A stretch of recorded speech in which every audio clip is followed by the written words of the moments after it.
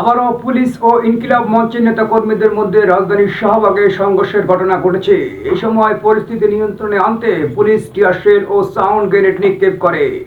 এ সময় ঢাকা ৮ আসনের স্বতন্ত্র প্রার্থী মহিউদ্দিন রনি আহত হয়েছেন বলে জানা যায়।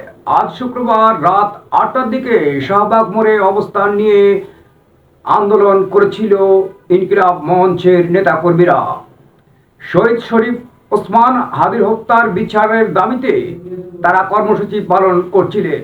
এক পর্যায়ে পুলিশ তাদের সরে যেতে বললে উভয় পক্ষের মধ্যে উত্তেজনা সৃষ্টি হয়। পরিস্থিতি নিয়ন্ত্রণে আনতে পুলিশ লাঠিচার্জ করে এবং আন্দোলনকারীদের ছত্রভঙ্গ করতে টিয়ারশেল ও সাউন্ড গ্রেনেড নিক্ষেপ করে।